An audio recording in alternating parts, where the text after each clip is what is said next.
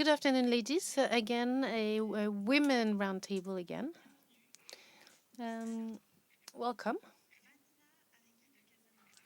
Vanina Arrighi de Casanova, good afternoon. Does everyone have a mic? You can share one if need be. You are in charge of children's rights with the Paris Mayor, and your objective is to make aware all children in Paris of their rights.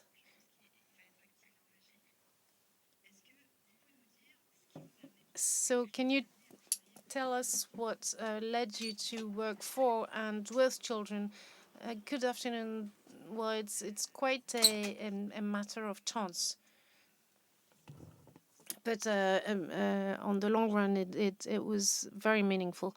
But I was a journalist, and I wanted to change, and I want to give meaning to my job, and I wanted to work in the social domain, and I met an elected representative of the Paris municipality, and she was in charge of a lot of issues linked to Solidarités in Paris and the protection of childhood. And I worked with this woman, and after the elections in 2020, she dealt with protection and rights of children, and so she offered me to lead this particular mission of children's rights. And as a journalist, I was very much interested in issues connected to citizenship, and I thought it was dangerous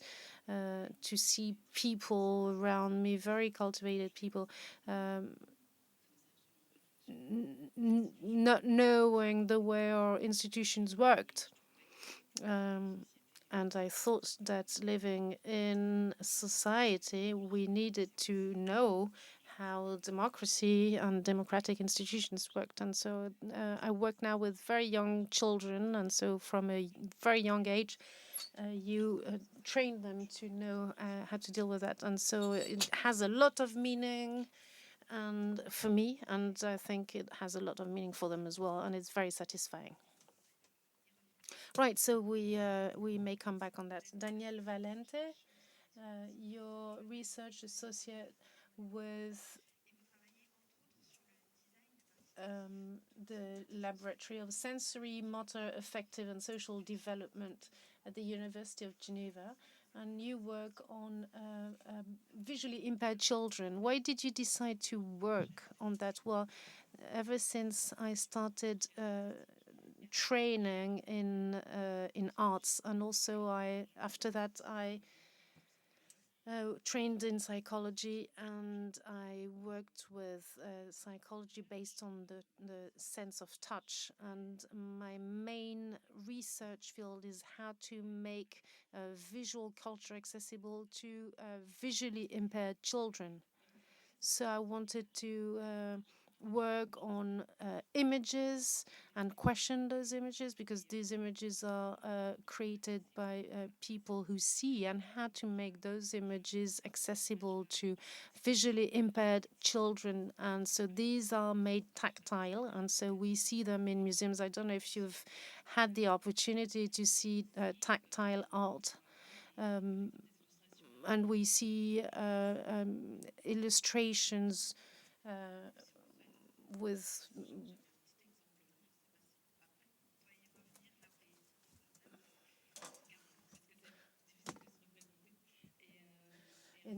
youth books that are designed especially for visually impaired children. Um,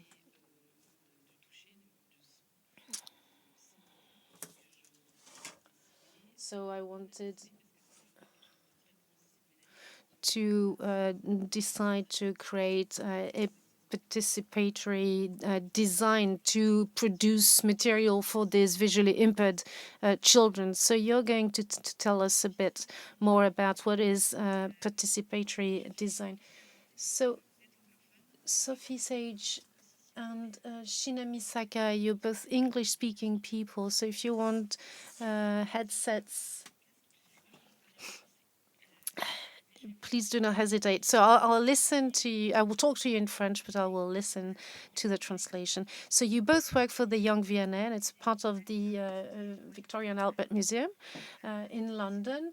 And this is a particular branch dedicated to young audiences. And so within the V&A, you, Sophie Sage, your museographer and commissioner of the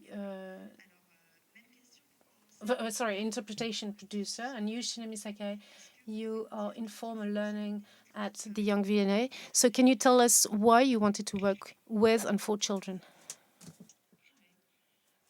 Started out in the V&A 10 years ago and sort of fell into working with children sort of accidentally. I commissioned exhibitions and worked with the collections and really found a sort of affiliation with working with sort of youth groups and things. And about 5 years ago, maybe 6 years ago, a project came up and we redeveloped the whole museum. We were closed for 3 years. And for me personally, it was an opportunity to try new things with a young audience and sort of push the boundaries of what a museum can do for an audience that is often overlooked in art spaces or design spaces, and specifically at the Victoria and Albert Museum, our main site is quite traditional. We have a lot of older visitors.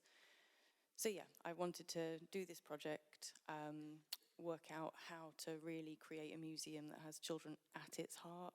And we opened 6 months ago and it's going very well. Thank you. So my name is Chinami. Sorry, I can hear myself. It's really quite funny. So I also work at the Young V&A, and as you mentioned, I am currently working as senior producer for the learning program. So I've always worked with children. I've worked in museum sector for about just over 10 years now. I was working at the Tate London before moving to the V&A in my current role. So my interest was always kind of about thinking about using engagement with children as a kind of form of disruption in the museum context. So when I moved to the Young V&A, the situation was really different because suddenly I came from a national large-scale museum which was dealing with kind of general public to a place which primarily family audience was our major part of the audience. So it was kind of like a really treat for me to be able to suddenly feel like I can do anything and there's no questions asked in terms of doing things for families in the place that we currently work. And then the redevelopment project came along. So we were quite keen to come together today to talk about our experience, because one of the things about our redevelopment project is that the learning team and the curatorial team really worked closely together, and we hope to be able to share a little bit more about our kind of co-design and collaborative projects that we engaged children in designing process of the museum as well.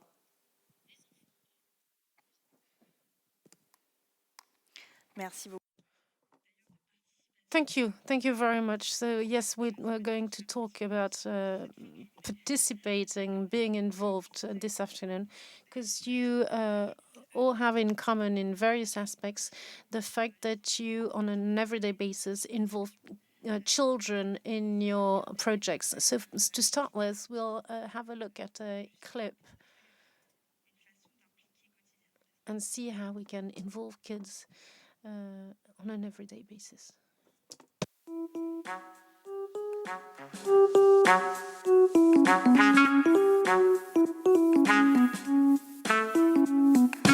La centaine d'enfants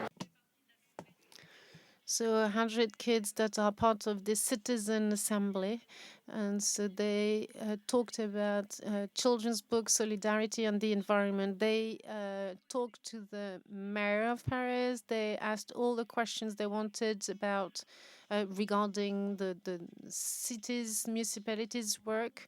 I think that's quite amazing because we don't have the opportunity to speak to the mayor on an everyday basis. I think it's great to be in their space. I think it's good because we don't have the right to vote, but we can vote this time. And so in this way, we can improve the city. The kids have voted for one of the topic they will be working until the end of this school year. The topic of this year's assembly is the environment. Well, it's very nice to see this. S-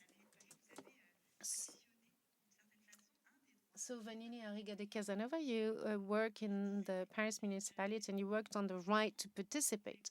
So, how did you first involve children in the Paris municipality?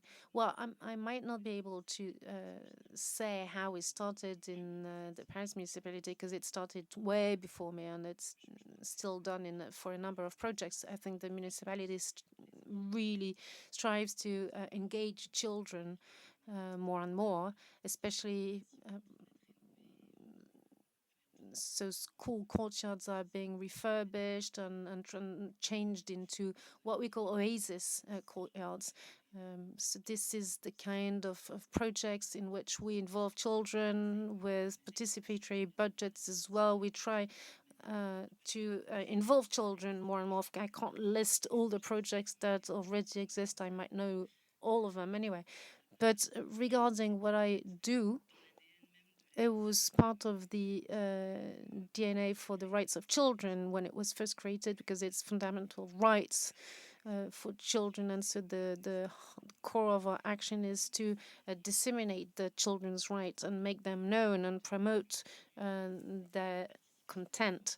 And so this is one of the main rights leading the International Convention of Children's Rights. So before we launched any action, when we created this, we did a big survey among children. So we talk about their rights. So we raised awareness. We gathered children in centers and the first step is we explain what their fundamental rights were and what they could do to better promote and defend their rights. And so this is how the Parisian Charter for Children's Rights was created. And it was a kind of manifesto of what children as the municipality, but not only a municipality, because it's not only these demands that they have. And one of the claims is the ability to express themselves and be involved in the decisions, not necessarily decisions that are closely linked to their schools, but all decisions taken by political representatives. So we started interviewing them. So this was a very precise project. We asked them their advice. Of course, we use one of the speaker was mentioning Freinet, the this learning expert, but I criticize, I desire, I suggest, I can't remember very well, but there's a line of thoughts that lead them to ask what they need to state what they already know and name what they would desire to move forward. So we create frameworks in which they can express themselves, but first they have to understand exactly the topic, the question that, the issue that was raised, and the context in which they're surveyed. And what is for sure is that when they're given the freedom to express themselves, they have a lot to say. And so this is how it started, and we have developed lots of projects. We did specific interviews with specific audiences. So we interviewed kids that are helped by a benefit scheme, and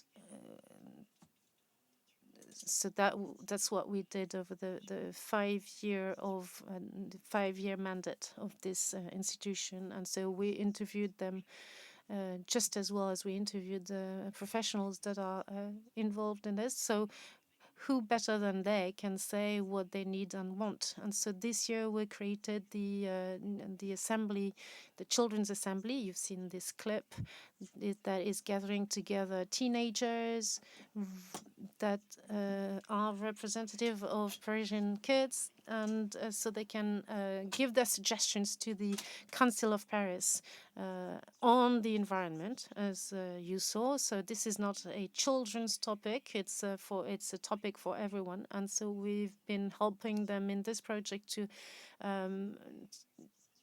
so that they can better express what they want to say in the Council of Paris. Very well. Right, so we might go into further detail later on. Sophie Sage and Shinemi Sakai, could you describe the play gallery? I'm going to screen some pictures and you can say a few words about it. So for those of you that don't know the Young V&A, we are a new national museum that has opened in Bethnal Green in London. And our mission is to develop the creative confidence of the next generation. Through art design and performance, we use objects to tap into their imaginations using play, storytelling, and design challenges. Chinami and I worked specifically on the play gallery, where I was the lead curator and Chinami was the lead learning representative. And here's an image of it here, where we've created an early years space, including objects at child height, literally on the floor in some cases, because these children are crawling. And the whole space is designed with the objects as inspiration, using the themes of texture, colour and sound, so that children can engage with them as much as possible. Part of the sort of remit of Young V&A is working with our audiences, and we did this from the very beginning. They worked with our architects, with our designers, with our building team. They worked on every stage of the project from initiation to opening. And specifically today, we wanted to talk about a project that is quite small in comparison to the huge sort of museum opening, but I think is a really lovely example of how co-design and co-creation can come together sort of perfectly, involving all the members of your team, working with artists and designers, and working with the sort of most vulnerable people in your local community to create something that can be enjoyed by hundreds of thousands of people in a physical environment afterwards. So in the play gallery, we wanted to advocate for play. Play is an important aspect of a child's life, but it is much more than just having fun. It gives you so many skills that people don't often appreciate. So there were 3 spaces in the museum where we really wanted to talk to parents about the benefits of play. And we used what we called play heroes from history. So these pedagogues, Montessori, Pestalozzi, and Froebel. And we decided to talk about how their theories are still relevant today. And what we wanted to do was break down the barriers of museum objects and make the theories of these pedagogues accessible to anyone that walked in the museum door. Chinami led the project, so I might let her take on talking about sort of how it manifested itself. But in terms of our roles, curatorially, I supported with objects and theming, and then helped create this sort of end product that is now on gallery.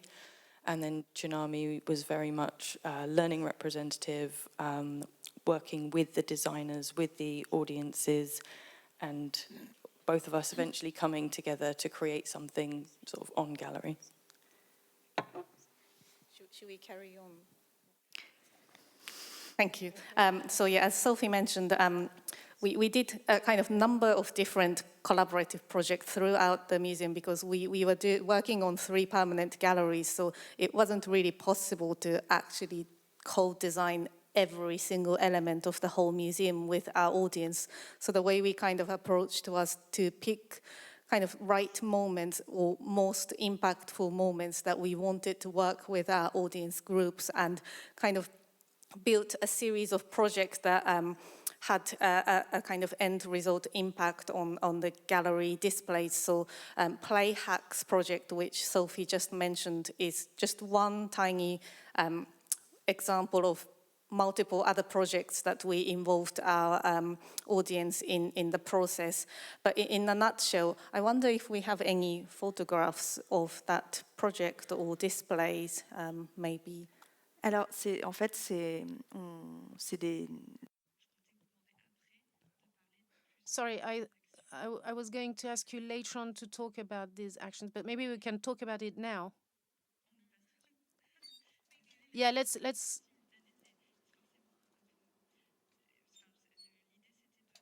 Right, so the idea is to describe the play gallery, and then a bit later on we'll talk about the project in particular. But if you want to change, you decide.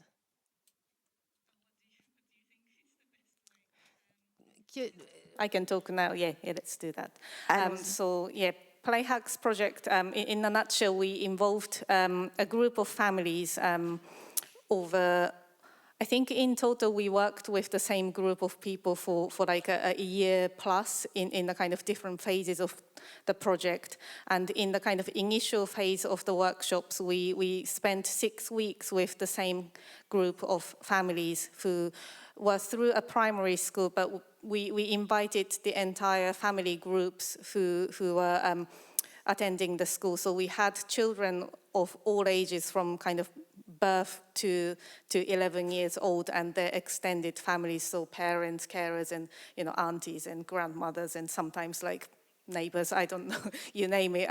So we spent 6 weeks with them, initially exploring the replicas or photographs of the museum objects that we wanted to explore and produce a kind of new set of objects that would kind of bridge the gap between the historic objects and contemporary family life. And it kind of evolved.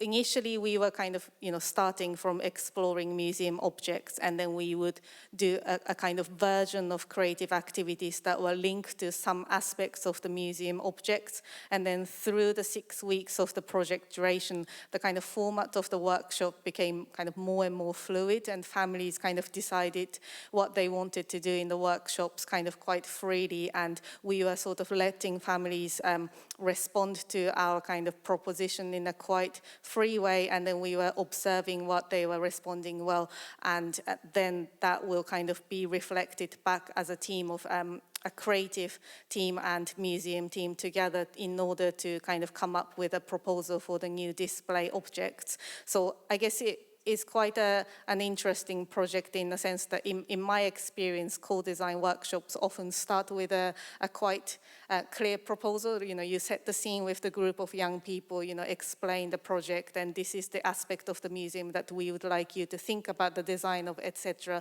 And then we kind of go quite linear, but because of a few reasons, really. The fact that we had some babies who were pre-verbal, which we couldn't explain that they were part of a co-design project, and also quite a lot of parents, because the primary school that we partnered with cherry-picked families that they felt they would benefit from the project. So we had a lot of sort of refugee families who were staying in temporary accommodations, or the families with parents and carers whose English wasn't particularly advanced. So we kind of decided early on in this stage of project to kind of take slightly different approach to other co-design projects that we were working on. So we kind of decided to make it play-based and observation-based, which I was really quite surprised how well it turned out in the end. I don't know if you want to add anything. Merci. Alors justement, je crois pouvoir voir qu'il s'agit d'une... I can see that it is participatory design, isn't it? But it's quite different from the one that you've carried out, Daniel Valente. If we maybe can go back on the PowerPoint, if I can ask the technical team to go back on the participatory. Oh, I could do this myself. Sorry. Okay, we have a little drill that I wanted to do. So please hide the screen. Thank you. Daniel, you are going to tell us what is participatory design and the way you work with participatory design and the kids. Well, first, why we decided to include the children in the creation process. I'm showing you a tactile illustration. So you see the visual illustration on the right-hand side, and then the tactile on the right-hand side that was embossed with serigraphy. So, but you can use variety of techniques. But you can see that a visual world is translated in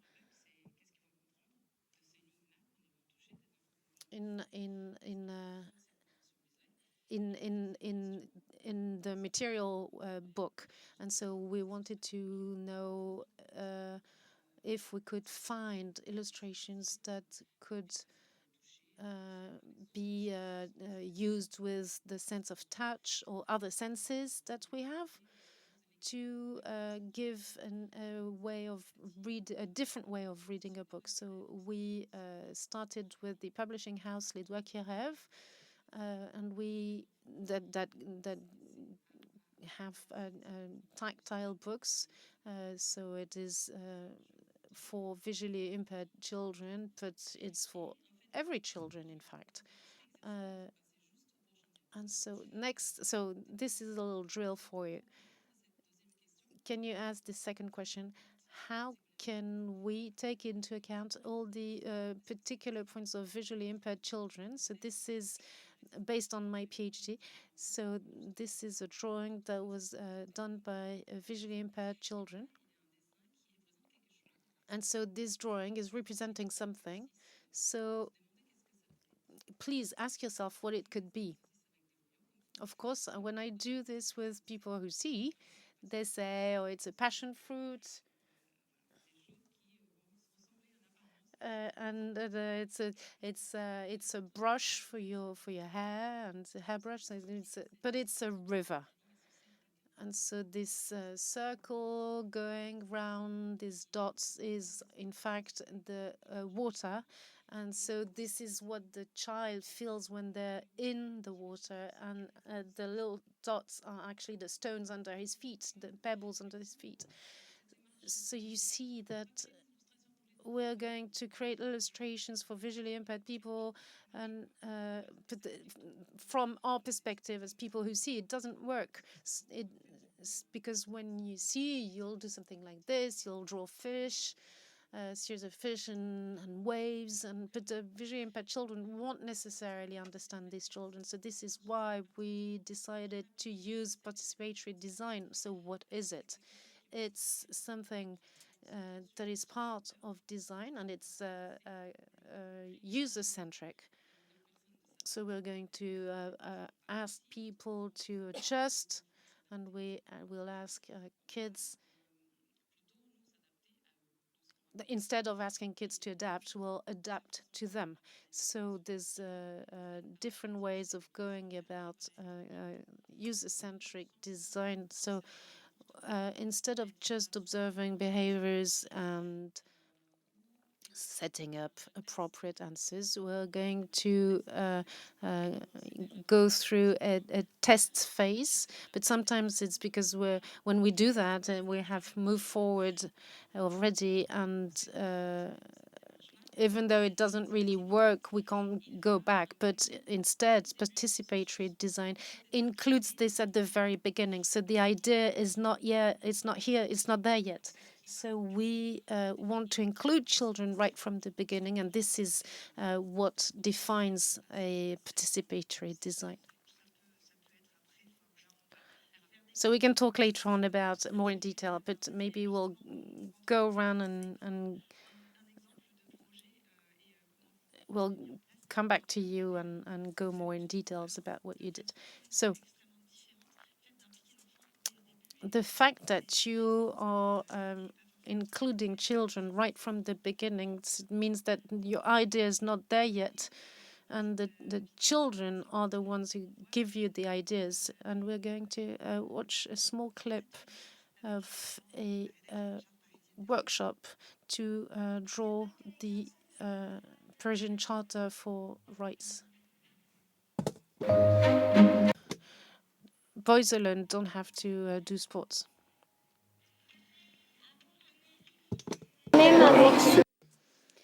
To have your own opinion, 80 children participated. In our group, we chose the theme well-being.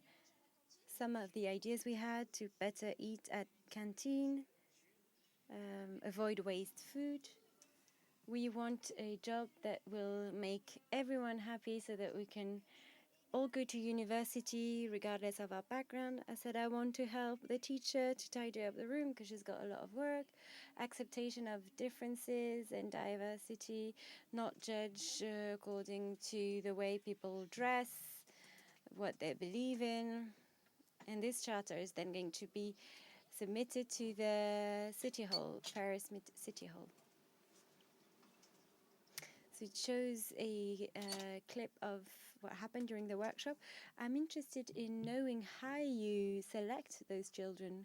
Where do they come from? Maybe depending on the projects, you're not using the same methods. Earlier you talked about certain methods, but maybe you could let us know how you maintain the diversity between the children. It does depend on the projects. We kind of started by not knowing. We just launched a call for application with every Parisian schools. And this shows its own limits for communication. And that took place during COVID. You can see that they're all wearing masks. So that was the school holidays, the autumn break. Some children came with their families, and so that we can have more people, we asked centres de loisirs, which are the daytime activity centers that you go to when it's the school holiday period, when parents are working. So we've targeted those leisure centers, and they offered it to children who then enrolled. It's not always easy to have a direct contact with the children. Quite often you go through the adults, the animator. We're not there yet. Children can't just choose to go to an activity if they want to nowadays. So that's how we worked on the charter, and how we worked on the diversity of children profiles, backgrounds. And for the methods, yes, how you are moderating this. You talked about the Freinet method. Quite curious to see how communication circulates. You always have to work in small groups. We don't have 170 children working all together. So you create small groups, you make them feel comfortable, icebreakers so that they can relax a bit. We always start with their own rights in a dynamic way by using their own knowledge. So based on their own knowledge, we talk about their needs because that's something they understand. We ask them to draw flowers and we ask them to think about what a flower needs to flourish. On each petal, they wrote a need. And then they were invited to establish a link between those needs and their rights. And they had to analyze what they needed to grow up. We established a link with their rights and invited them to think about those rights. Are they respected? Can I use my rights? In which context? How can you go further than this? What can you ask adults to do better than this? The idea is always to start with their own knowledge so that they can either complete or correct it if need be.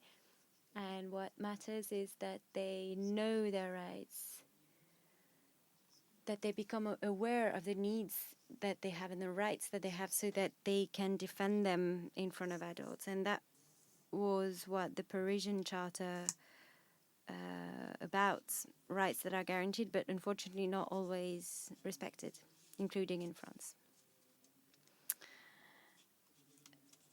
There were two parts of those workshops. You need moderators who have a good connection with children and then educational experts to help children participate.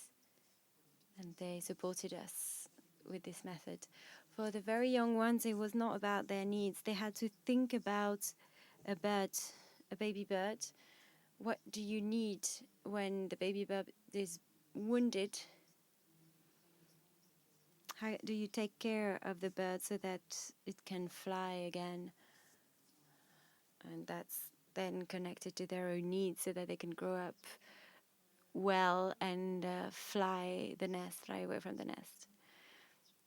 Stories, I feel, here are another medium used to involve children so that they can take it seriously. Danielle, maybe you can tell us more about how the workshops are taking place. Take the example of your project at the museum, Small Tactile Explorer. There is a connection with what you said you did in the museum. The idea is to create the right conditions for participation. We want the idea to appear during the encounter with visually impaired children. I'm going to give you the example of a project. The first one we designed was on comic books. It wasn't the easiest one. It was extremely visual. And we work with an audience such as babies. You have to create the right conditions for the consultation to work out, and the fact that you're bringing together the children and ask them, so what do you want to do about the comic book? That doesn't work because they don't know what a comic book is. So the approach was to create the conditions for participation through mediation. So that's what you did. You used games. We use games a lot. I call it participatory sensorial media because it's through those media that we were able to then work and build what we wanted to obtain later on. So we allowed children to take part in it, to express themselves. Regarding comic books, there was always a common thread, workshops with children. We're going to create the condition for a dialogue. And from there, we're going to build the content of the next session. Little by little, this is going to become something concrete. And so it always evolves. This is what participatory design is about. With comic books, for instance, during the first session, We talked about the boxes, different boxes that you have, the frames in a comic book. So we use a material, you use a Velcro strips, for instance, and they could create the frames and touch them. And we realized that morning that children like using sounds when they're telling their stories. So that's why we focused on sounds. And that's to show you how it evolves. A more recent example at the Toulouse Museum is called the Young Tactile Explorers. A project was creating a book, a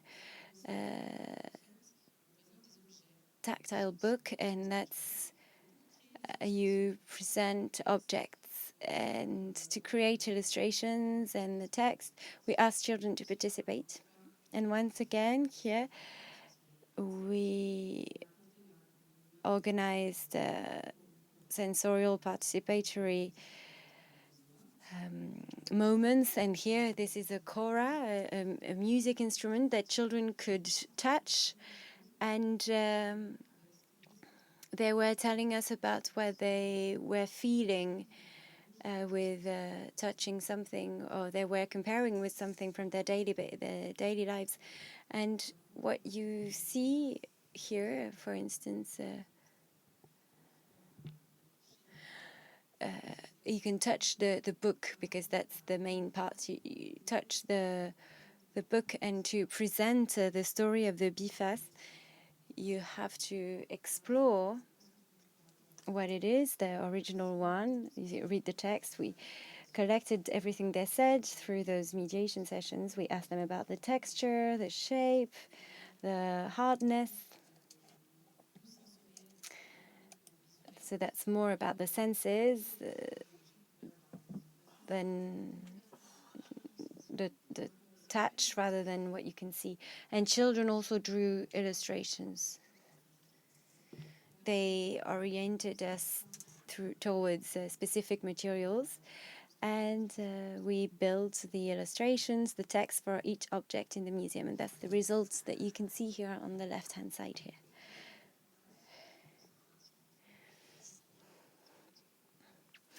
At the end of the roundtable, you'll be able to come and touch the book.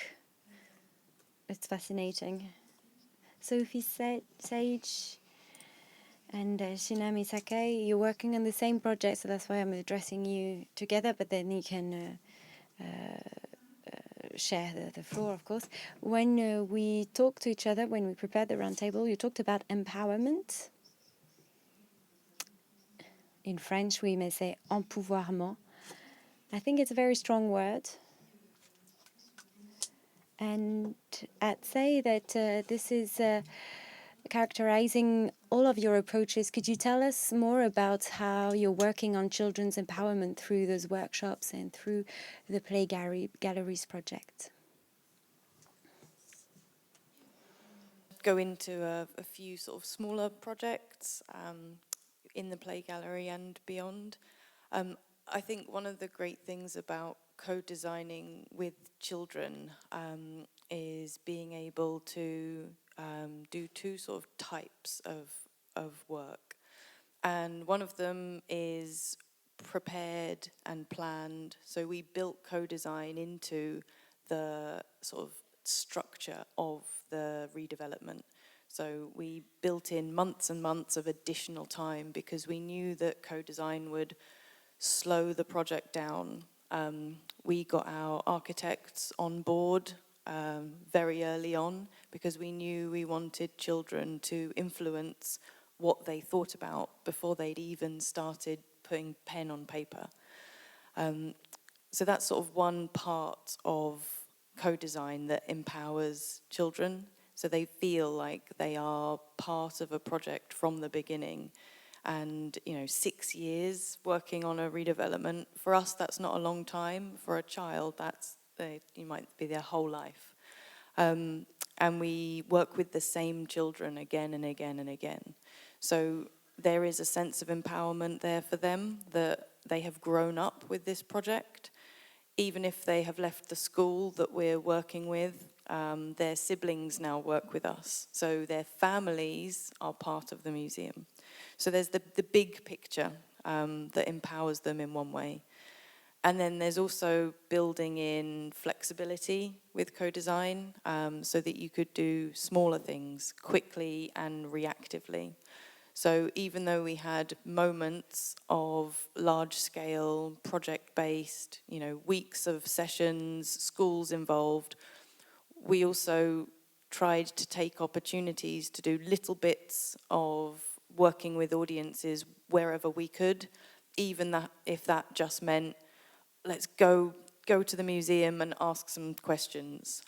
So I worked on a smaller project where I was working with a Dungeons and Dragons dungeon master to create a diorama, and he was designing it from scratch. And just before he started, I thought, actually, let's get some kids involved. Put a call out, some kids came with their parents. A week later, they were doing a dungeon master session, telling their story for a couple of hours, and their Dungeons and Dragons campaign, everything they made up in that session then went into the design of the diorama. So there were tiny bits that they'd named the tavern and they named all their characters, and they were then put into the diorama. So it's tiny little things where children can see themselves in it, and those kids have since visited. We've got audio clips of them as well. And that was just us taking the opportunity because we saw it. And I think that's also empowering for children as well, knowing that they might have an existing relationship with a museum and that they could get involved any second, and also sort of take advantage of us being open and willing to work with them. Maybe I'll add one small thing about kind of responding to your question about empowerment. To me, I think the word empowerment always makes me think about the child and surrounding adults kind of all together. And in our work, so particularly the example of the Play Galleries, Play Hacks project, as I said, we intentionally invited the whole families to come and join our workshop, which wasn't always the case for our co-design workshops, but for that particular display, we felt that it was really important to think about the whole family experience and how we kind of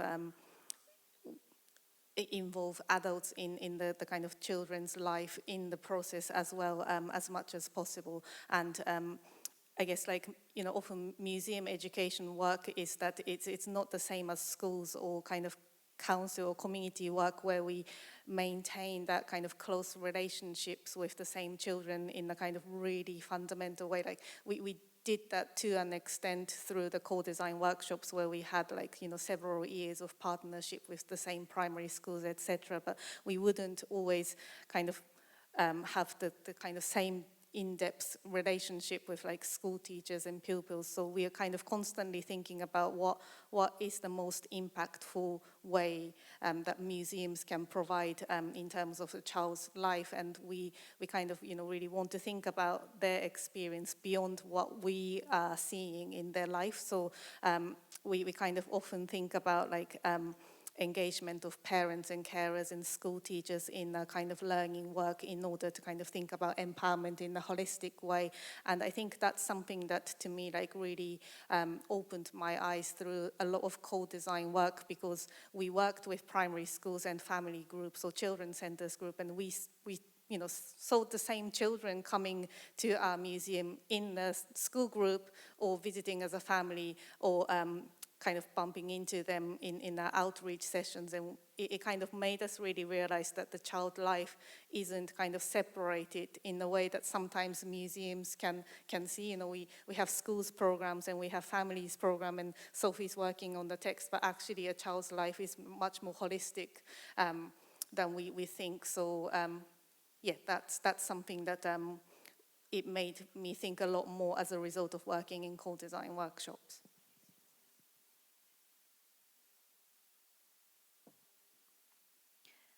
Oui, ben, ce terme d'empouvoirment, nous, dans la langue. The empowerment term in French is quite new. It doesn't necessarily exist, even this term, but it's interesting to see how you're using it, and actually it's very meaningful in your project. Vanina, is it a term that you can relate to? Do you use it in your missions? Yes, it relates a lot, and actually it's not a very good sign that it doesn't exist in French, the power to act, but it's not used as much. There's not the movement in this to take power. But anyway, that's maybe what we can find in French. But yeah, in concrete terms, when you have children participating, they become an active person. They have rights like adults, and it's a way for them to feel that they are being respected. There are lots of virtues to this. You have to do it progressively, taking into account the different age groups. Can't give them too much power all of a sudden. It would be crushing. But it is making them feel more active, playing an active part in their life in the society. On a daily basis, when we work on children's awareness to their rights, we talk about what can violate their rights. And so here we were looking at children that might be in dangerous situations. They are children who don't have adults that they can trust around them, and we explain that they can act by calling an emergency number that exists and that is dedicated to them, but also to learn how to identify adults around them that they can talk to, who can help them, or call dedicated phone numbers so that they can act on their own protection. It's a way of giving them a power to act, of empowering them when they don't have an adult by their side that they can trust and help them. That's a way of strengthening their empowerment. And you do this by giving them a way to express themselves. That's what you do, Daniel Valent. Yes, indeed, and that's an approach. When I started working on participatory design, I started working on disability studies. So first of all, there's the idea that there's a social model of disability. It's not up to us to adapt to disabilities, but the society, the disabilities that are adapted to society. So here the idea is about participation. The slogan, nothing for us without us. So here the notion of participation is very clear in the slogan. In the work that we do progressively, I receive feedback. I haven't exploited it in research, but I'm working on a new project of participatory design on emotions. And I realize that when you change a project, you change a process, you involve children in the process because it's more adapted to them. And the power it gives them when they take part in the process, then it's different. What is the project bringing to the child? There's the idea that the skills are going to be developed in children who have taken part in the process, and the skills that they're surrounding are going to adopt. Someone who took part in the Small Explorers project, she was already working in accessibility, and she said, the way I'm working in mediation has changed because now I'm listening to what they have to tell me. It's less about sharing knowledge and explaining, it's more about listening what they have to tell me. There's more dialogue in what we do. And with the Emotisance project, with a visually impaired child, in an interview at the end, I asked her, so what are you telling your relatives what you do in the workshops. And she said, well, in the car, because her sister, who can see, was coming with their mother, but she couldn't take part in it. She was going to the cinema in the meantime, because that was for visually impaired children. And the youngest one, she said, Mom, why... It's quite powerful, but she said, but why didn't you make me visually impaired as well? Because I wanted to take part in those workshops. I didn't want to go to the cinema. And so I think this is very powerful. We do a lot instead of the children. We decide for them, and here we're reversing the situation, and we're currently working on this. They're also proud of themselves and of a feeling of pride as well for the people who are around them. Thank you very much, ladies, for the discussion. We're now going to listen to the questions in the audience.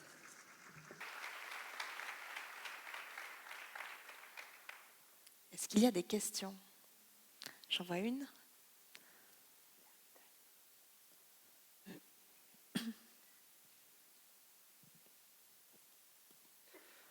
Merci déjà pour...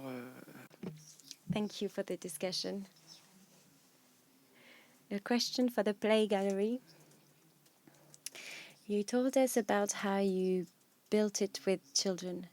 And in the examples that we saw, the objects were on display behind glass.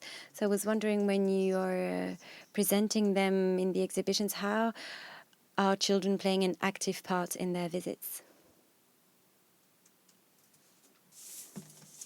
Thank you.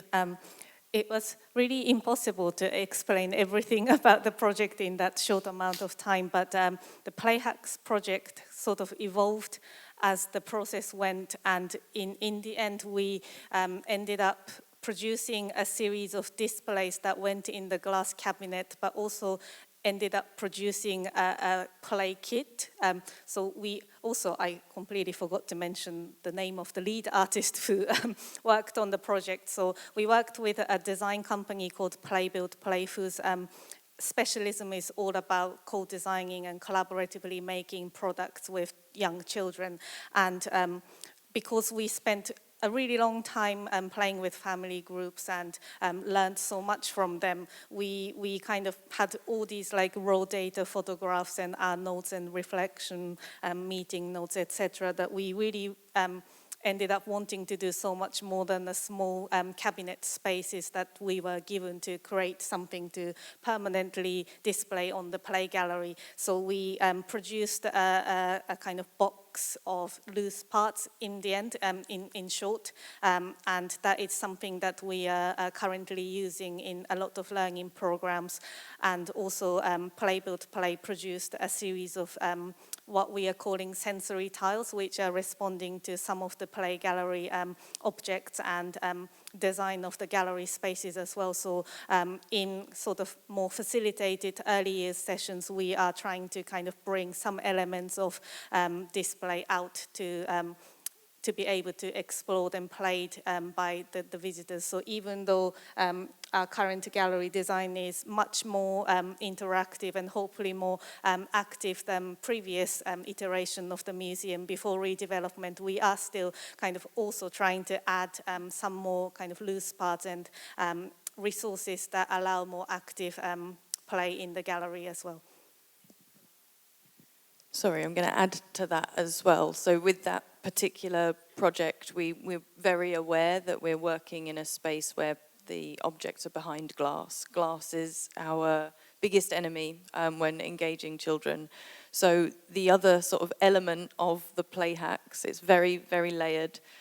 We also worked with an illustrator who put together a series of tips for parents so that they could create at home the thing that they saw behind glass. So you were looking at an object, you read about the project, you saw the product created by Play Build Play, and then you had an illustrated set of instructions on how you as a parent or carer can go home and then make that same thing with things that you can find around the home.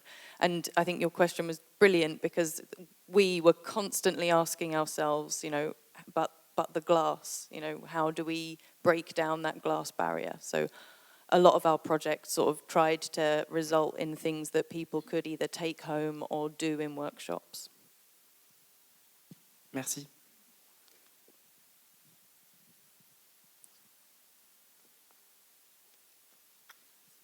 Je vois une autre question. Je sais pas si... Oui. Ah oui, pardon. Oui, bonjour. Merci beaucoup pour votre... Thank you very much for your presentations, your discussions. You talked a lot about participatory approaches. Did you also use this kind of approaches to do cultural programming and to do mediation? Is this something that you did for the museum, and could it have an impact on how you welcome the audience, and is it something set apart with a different method? I'd like to have more detail about that. Thank you. Thank you. Thank you. Yes, it's the short answer. So in the kind of, we had 3 years of museum closure period where we were working on development of the gallery, doing co-design workshops for gallery aspects. But in the meantime, the learning team were also going out to a variety of community settings, which we regarded as a sort of research and development period for the learning or participation programs that we would deliver once the museum has opened. So we went into primary schools or children's centers or holiday play schemes to test what we thought might become workshops or events in the museum once museum opened. And now we are 6 months in the opening. We are actually using quite a lot of same workshop contents that we were testing and trialing whilst the museum was closed in our regular schools programs and family workshops as well. So of course, because once the museum opened, a lot of kind of physical things we had to learn once the museum was operating. So a lot of things changed, but we did do a lot of kind of preparation work where we involved sort of local children to give us feedback on what they enjoyed and what they didn't, and etc., in order to build our learning program as well. In terms of kind of general welcoming, there were some series of co-design workshops which was related to kind of the design of the welcome foyer of the museum as well. So yeah, I think there was a kind of impact on our co-creation and co-design work around the sort of general how we approach the moment that the visitor come in the building. That was quite a big part that we were interested in finding out how to make it more friendly in the process of co-design process as well. Do you want to add anything? Sorry, just one thing on the welcome. Tsunami said we have a welcome area. And one of the things that I loved about the co-design project was that our architect actually co-developed the font that you see on the wall. So the actual letter forms that we use to welcome visitors into the museum were designed with children who go to school round the corner. So they come in and see their design every day. So yeah, it's just one example of how we sort of tried to embed children's voices into everything from the welcome to the sort of objects on display. Oui, merci pour vos interventions. Thank you very much. I have a precise question for Vanina. Benoit will be with us tomorrow, and he's suggesting to give the right of vote to children and dismissing one objection immediately, so that saying that children don't have a vision of the world. But the right to vote is not based on skills.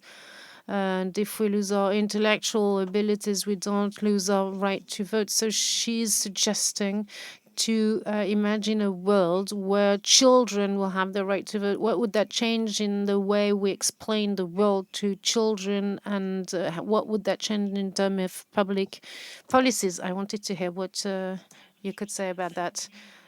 Well, it would change quite radically the way we do politics, and we would have probably more long-term policies. I think that's the main virtue that it would probably have. They would think more in the long term. I don't know. I'm having a hard time knowing what to think about this.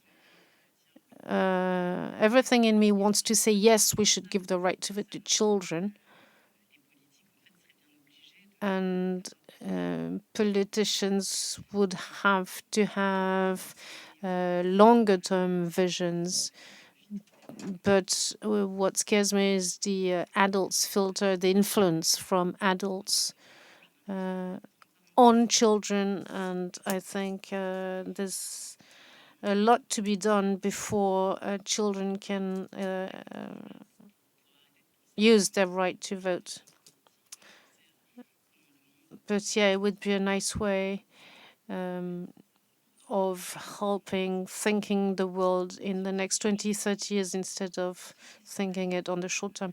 And on this note, the last roundtable tomorrow will talk about this in particular. Will not be the only question, but we'll talk about that point in particular. So please come tomorrow. Another question?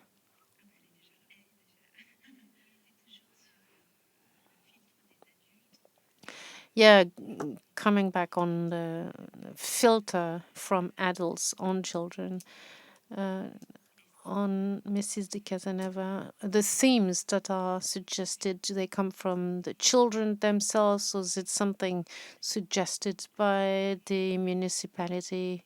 And second question, what is the follow-up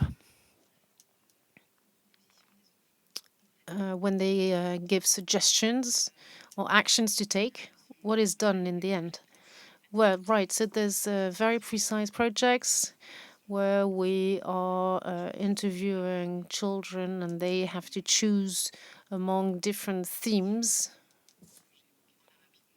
And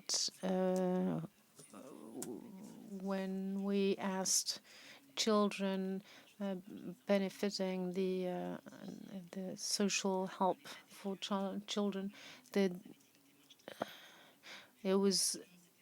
had been done on the long term, and we asked them to choose among themes that adults had suggested, but we also leave them the possibility of suggesting one theme that is not included in the list.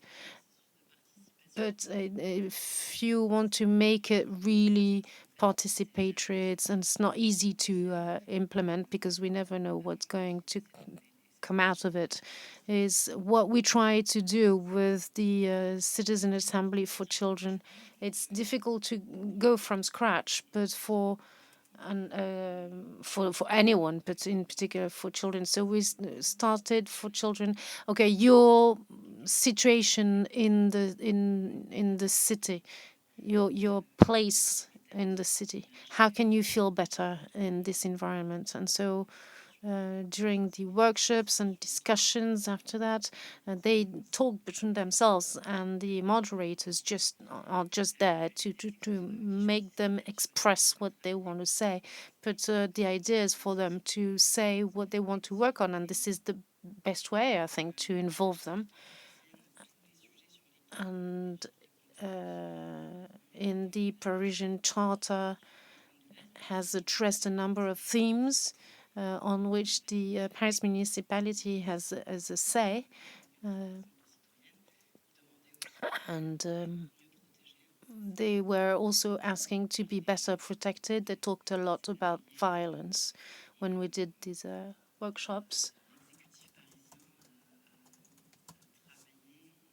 And the executive body from the municipalities has drafted a plan and is trying to implement it. We really want to make sure there's a follow-up on what the children have suggested. And so this is we are doing, working on the directing scheme, deciding on the political measures to be taken. And so this will be implemented by the professionals assisting the children. Thank you. Good evening. I'm Edna Moisin. I founded the Children Museum in Nantes, in the west part of France. It's a sensory museum created with and by the children. And it's an initiative from the inhabitants. And I'm wondering what you meant by these words, make children grow. What does that mean? We talked about children, but we didn't talk about the children we are every time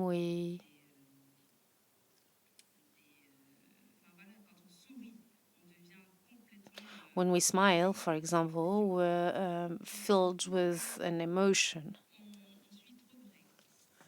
And I think we're restricted by a number of rules. And working with children, that's when you realize that they are not restricted by any rules and they just go for it. And basically, I feel like a little girl. I feel that everyone's listening to me. I'm a bit stressed. But I really invite you this summer. Okay, I'm going for it. To go to Nantes and visit the Children Museum that will be opening this coming summer. Thank you. Une question là-haut.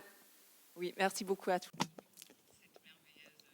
Thank you very much, everyone, for this beautiful roundtable. I was struck by this slogan for disability studies, nothing with us without us, on us without us. It also applies on impaired children. And here we are, without children participating in this symposium, even though we heard some of them. Maybe we could hear a bit more from all of you. What obstacles were you faced with when you decided to use this kind of approach with children, and why can't we do more than what we actually do? Alors, moi, j'ai envie de dire de façon vraiment... Right, very spontaneously, I want to say what is difficult is to make a budget, because we don't know what we're doing, we don't know what we're designing, and so when we're designing the project, we don't know how much it will cost, and so you're given a budget and you have to fit in, and so it's quite risky. And you have to trust yourself as you go. And it's really one difficulty, and some people might feel anxious about that because they don't want to start without knowing what is going to happen next. But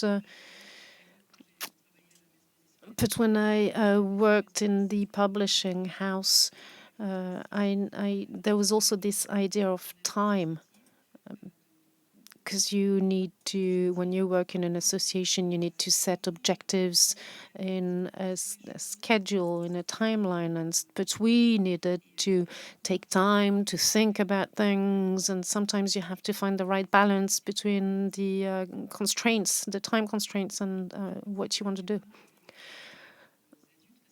I think it's quite scary for adults, because the society in which we live is made for adults, by adults and for adults. And so when you give this power to children, adults feel like they have less power, which is not an easy thing to do. And yes, you don't know where you're going. So you have to accept that you're losing a bit of control on things. And so it is quite risky, of course. But it's also a matter of habit. We're wondering why we don't do it more, but it's because we've inherited practices that date back from centuries and centuries, and in a world that was built by adults. And so children were not considered as subjects, but as objects. And so we need to change our approach. It is true, it is risky to let children be involved.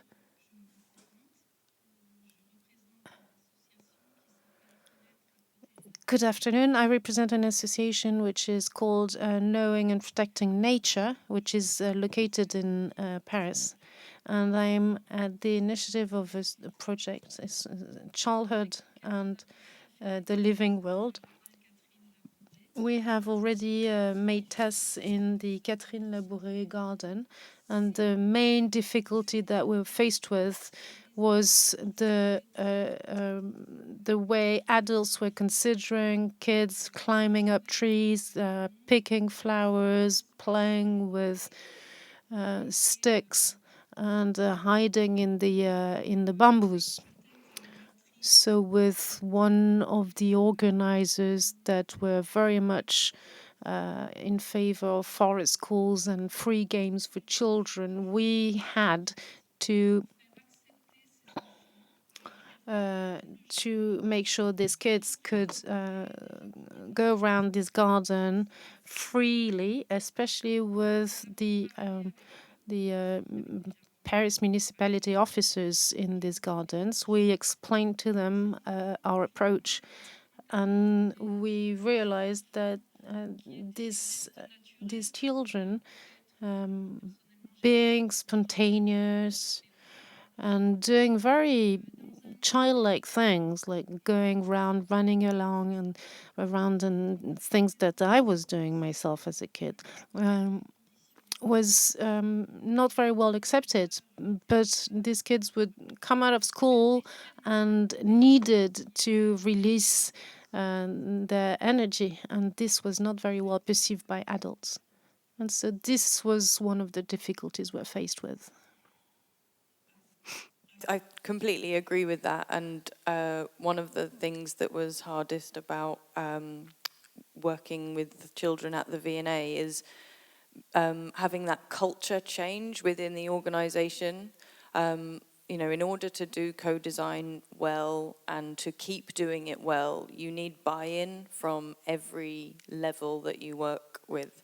And we're very lucky, you know, a lot of museums that I've seen leave co-design just to the learning team, and it feels very separate to the exhibition program or big major projects, or even just the collections in general.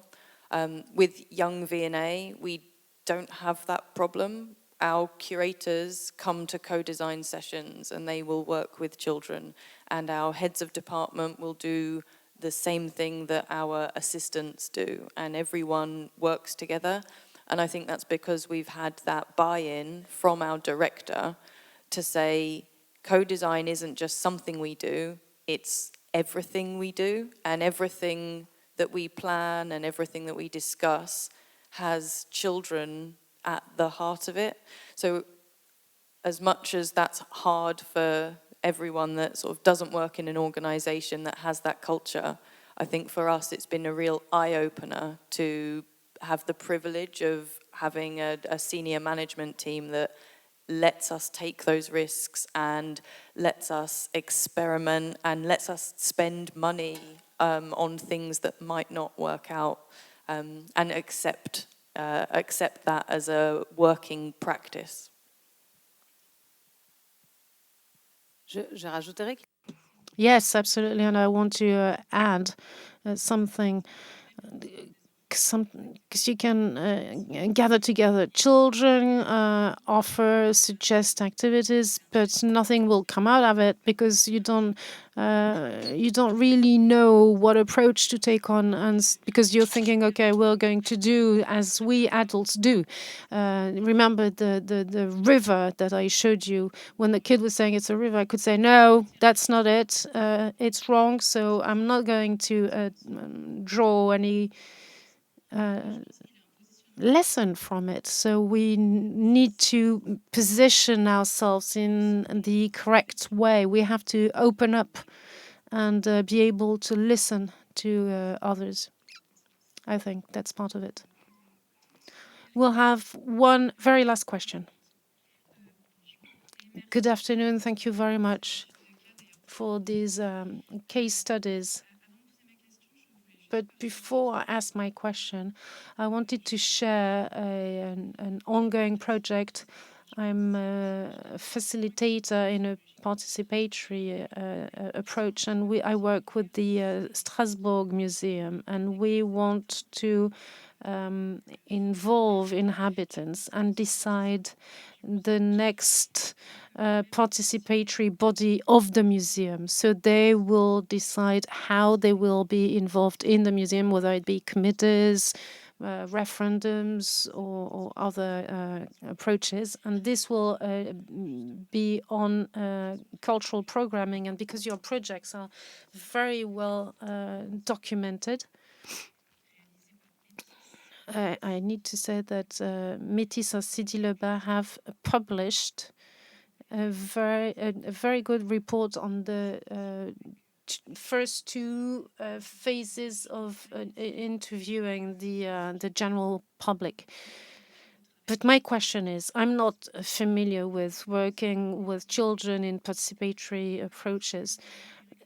But when I when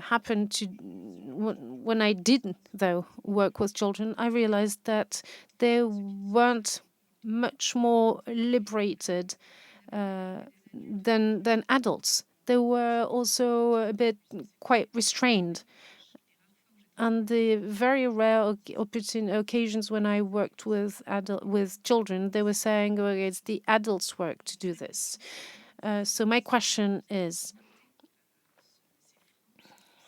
did you meet such obstacles, restrictions as well? And do you think that we would educate people and children to participate? I'm going to ask you to answer briefly if you want to say something on obstacles.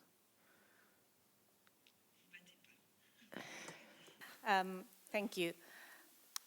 Yeah, I think it kind of goes back to what you were also talking about, like kind of setting a right condition for participation is something that we, at the beginning of the project, I don't, like, I'm still not claiming to be an expert in this necessarily. It's a really difficult and complex piece of work, but we kind of really learned in the process. And at the beginning, I remember one workshop where we wanted to kind of research about where children played and what they like to play, and kind of researching contents about the play gallery. And the responses were quite how to say, not bland, but like there wasn't a kind of fruitful discussions that naturally occurred in the workshop. And we kind of learned that, okay, like the way we talk about play isn't necessarily the way children talk about play. They were like really struggling to come up with what, we don't really like doing anything, or we don't play, or like, why do you want to know? So it was kind of like a real kind of learning curve for me, that we we can't just, we really needed to think quite carefully about the right ways to go about individually per different project. So PlayHacks project that we ended up doing much more sort of play-based and observation-based workshops was kind of as a result of like some of the failures that we kind of experienced. So yeah, I would say we have faced some difficulties to get children going with discussions and participating, and that is something that I don't have the right answer to share, but it's something that we just kind of needed to work around as we went on in the process.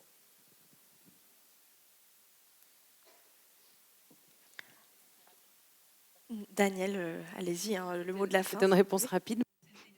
No, I want to say something very briefly. Yes, create the right conditions. I was asking myself, am I doing participatory design? Because I'm playing games with them. I'm suggesting activities, and then I'm observing what is going on, and maybe this is not that participatory.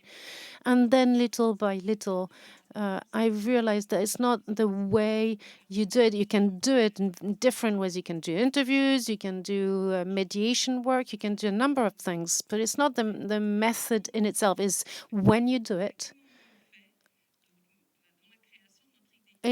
while designing or creating your idea, it's really a question of time. It's not only coming up to children saying, what do you think about it? So the idea is to create the right conditions at the right time before you come up with your adults' ideas. Je voulais juste dire que c'était Yeah, it's a process. It's not one moment in itself.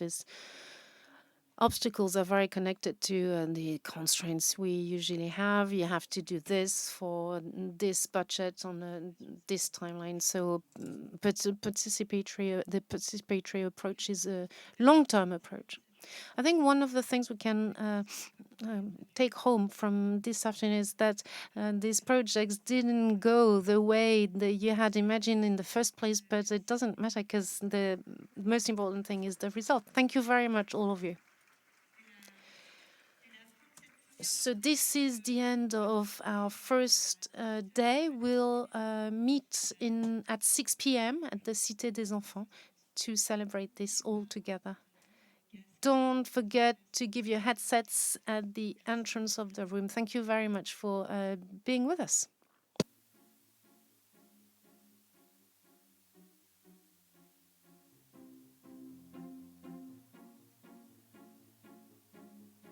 Pourquoi on ne sait pas trop ce que c'est la vie? J'aime bien aussi, à part les bonbons, j'aime bien les beignets.